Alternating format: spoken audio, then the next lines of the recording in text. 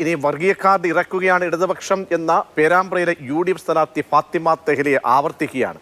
ഇടതുപക്ഷം മനഃപൂർവ്വം നടത്തിയ പ്രചാരണമെന്ന് ഫാത്തിമ തെഹ്ലിയ മാതൃഭൂമി ന്യൂസിനോട് പ്രതികരിച്ചു. പേരാമ്പ്രയുടെ മതേതര നിലപാടിന് കളങ്കമുണ്ടാക്കുന്നതാണ് CPM-ന്റെ പ്രവൃത്തിയെന്നും പ്രതികരണം. നിങ്ങൾ മതം പറഞ്ഞ് വോട്ട് തേടുന്നു എന്നാണോ LDF-ന്റെ ആ ഒരു പ്രചാരണ വാഹനത്തിൽ നിന്ന് വന്നൊരു അനൗൺസ്മെന്റ്?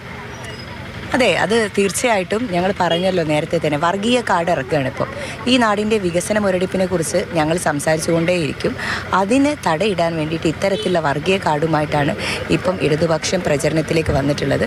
അത് ഇൻറ്റൻഷനലാണ് എന്ന് തന്നെ ഞങ്ങൾക്ക് ബോധ്യപ്പെട്ടുന്നതാണ്. അത് LDF-ന്റെ പ്രചരണ വാഹനത്തിൽ നടത്തുന്ന അനൗൺസ്മെൻറ്റ് പോലും അറിയാത്ത ആളാവില്ലല്ലോ കാൻഡിഡേറ്റ്.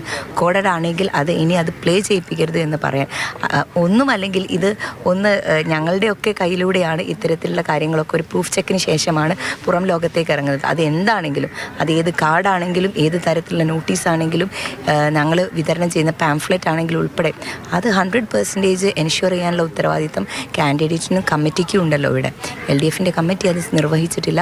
കാൻഡിഡേറ്റിനും ഇവിടുത്തെ LDF-ന് പരിപൂർണമായിട്ടുള്ള ഉത്തരവാദിത്തം ഉണ്ട്.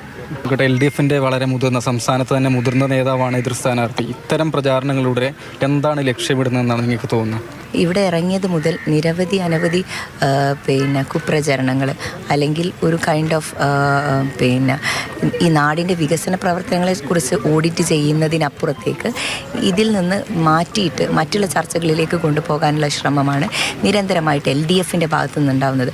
അത് ഈ മണ്ഡലത്തിൽ നിന്നുള്ള നേതാക്കന്മാരല്ല എങ്കിൽ പുറത്തുള്ള നേതാക്കന്മാരെ കൊണ്ട് പറയിപ്പിച്ചുകൊണ്ട് അത് വിഷയത്തിനെ വഴിമാറ്റി വിടാനുള്ള ശ്രമം നടത്തുന്നു. അപ്പോൾ തീർച്ചയായിട്ടും ഞങ്ങൾക്ക് ഇതൊന്നും ഈശില ഞങ്ങൾക്ക് പറയാനുള്ളത് പറയും. നാടിൻ്റെ വികസന മുരടിപ്പിനെ കുറിച്ച് ഞങ്ങൾ സംസാരിച്ചുകൊണ്ടേയിരിക്കും.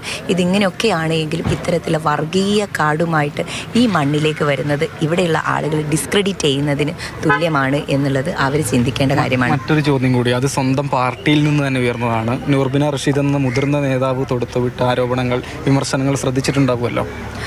അവർ നടത്തിയ പത്രസമ്മേളനം ഞാൻ പൂർണ്ണമായിട്ടും കാണാൻ എനിക്ക് സാധിച്ചിട്ടില്ല. എന്താണെങ്കിലും ഇത്തരത്തിലുള്ള കാര്യങ്ങളോട് സംസാരിക്കേണ്ടതും മറുപടി പറയേണ്ടതും പാർട്ടിയാണ് എന്നാണ് എനിക്ക് തോന്നുന്നത്. ഞാൻ ആ കപ്പാസിറ്റിയിൽ ഇരിക്കുന്ന ആളല്ല.